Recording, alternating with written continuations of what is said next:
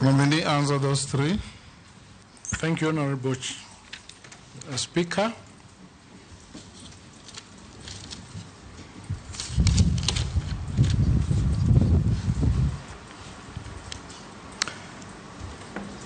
I'll start with the Honorable Mbui's question on the low capitation. The low capitation is an issue that is tied to the low funding in the government. As I said earlier, the government was supposed to be funding 80%, but the capitation that has been going to schools is far much less than that 80%, and that is a problem of not having enough funds coming from Treasury. And of course, there is a bigger problem in that the economy is not able to meet those obligations.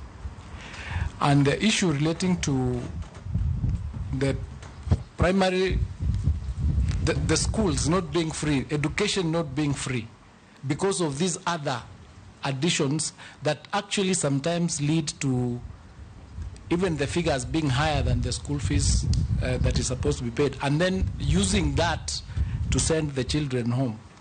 That is a violation of actually the policy that exists, and it boils down to the issue that I had raised earlier of the difficulty in ensuring that those who flout these laws are punished. And the solution to that is to ensure that we are able to come up with a fund that will totally cover the costs of education in the country, so that the children just go to school and the government pays for everything, so that the question of sending them home, retaining certificates do not arise. And that's what I was saying earlier, that perhaps it is time we have a conversation as to what is the actual amount of money in this country is everybody spending on education, and what is the amount of money in this country that we need yearly to cover for all the children, so that it is completely free. If that audit was done, on one hand, the amount of money from various units, because you go to CDF, you'll find a bursary, you go to counties, there's a bursary, you go to the private sector, there is a bursary, there are scholarships that come from other institutions that cover certain parts, but nobody has done an audit to find out for sure how much, and then there's capitation, etc. How much is it that is going to this particular sector called education? Because it then happens that because there is no coordination, there is duplicity. Some people get more. Some people get more than 3, 4 amounts coming from the various institutions. Others get nothing. So if we did, on the one hand, that particular audit, and then on the other one, we find out for sure how much do we need per child from class 1 all the way to university. If we find then that there is a gap, then we come up and find out how do we fill that gap. I wouldn't say what it is, because once you do it, you might find that we actually have more money than we need, in which case we'll be okay. But if we find that there is less money, then what do? Do we come up with an education bond, for example, to cover that part so that every child goes to school for that period? So it is time we need to have that conversation, including with the private sector, because the private sector, when they give scholarships, they are giving to these children. So if we come together as a country, we will be able to solve that problem. The challenge that we have now is everybody operates in isolation. Everybody is doing their things in isolation. You can't read what is happening. One arm, you can't see what is happening on the other side. But if we were open, transparent, and then we say, this is what we have, this is the problem we have, then we'll be able to solve it. So that is the way I would go into it to solve this problem once and for all.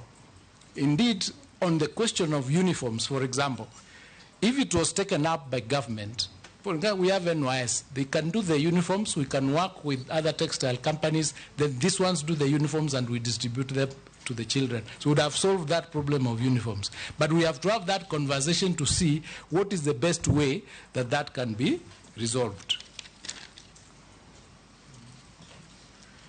Honorable Mule, teachers training.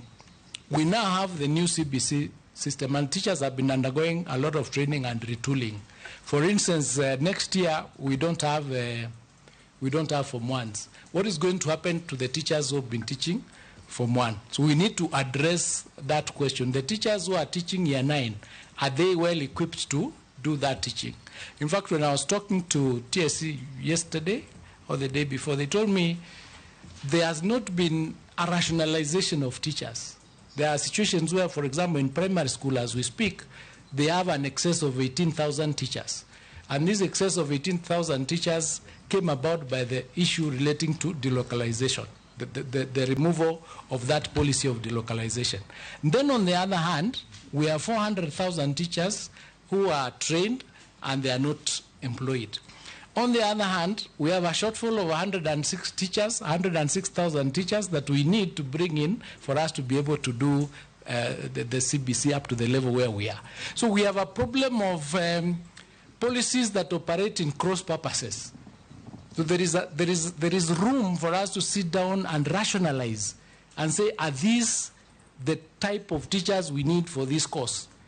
If I can go further, I was talking to the university team, and they said in this year, 173 students have applied to go to the university. 53,000 of those are teachers. They are going for education. So we already have 400,000. We have 53,000 applying to come in. We then have universities that are not able to meet their obligations, but they are offering these courses. Are they offering the right courses? So it is a question of us sitting down and looking at the whole sector to try and understand what is really ailing us vis-a-vis what we are offering.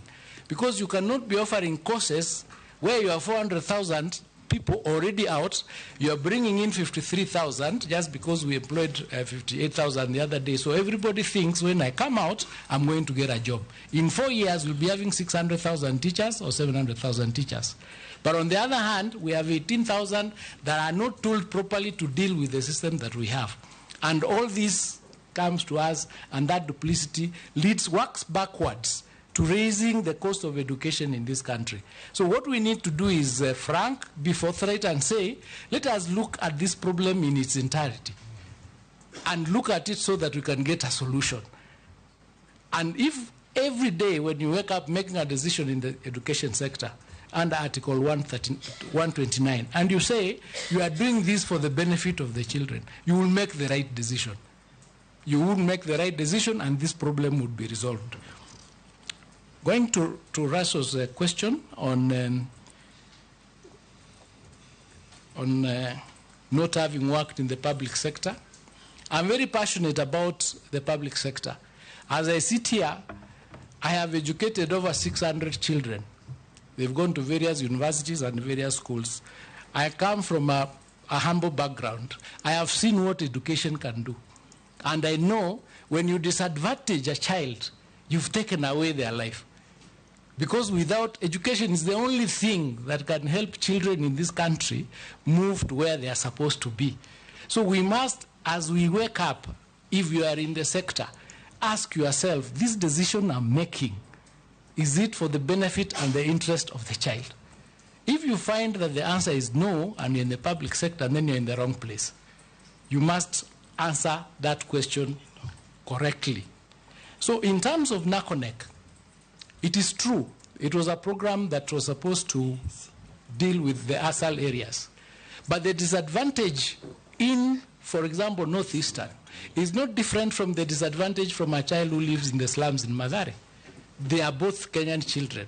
So if we are able to get enough resources to cover for the children in Northeastern, we should be doing it for those other informal sectors. The question should be, how do we raise the funds so that we move from covering 2.6 million children to 10 million children? Because they are all children of this country. So what we need to be working on is not reducing what NACONEC is doing, but expanding it. Is not reducing what the school feeding program is doing, but expanding it. Because with that expansion, you know, somebody who is hungry in Northeastern is the same hunger that somebody suffers in another place. So we just need to accept that we are all Kenyans and we need to resolve the problems that we have in the best way possible. So if I was to become nominee, I would expand NACONEC. I would not reduce it. I would look for resources to ensure that in Northeastern, even the children who are following their parents create caravan schools, so that they go together with the parents and they are being followed to study. So that, I mean, it is not rocket science. Those children are our children who are in this country. Yeah. And we cannot have a country where you do not enjoy the benefits of the country. Shuria.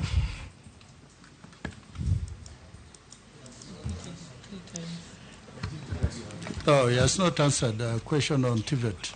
On TVET. TVET. Yes. Yes, thank you. Thank you for reminding me. Concise and precise. The TVET is a very important program. The TVETs are being constructed in all the 290 constituencies. We have done, or they have done 252. I think there are 52 remaining. And what I would do for TVET is create the TVET colleges in the country and isolate a few to become centers of excellence. Because what is happening is, like, we are in Kenya and we have countries like Sudan, Congo, and they're not as advanced in the TVET using the technical studies as we are.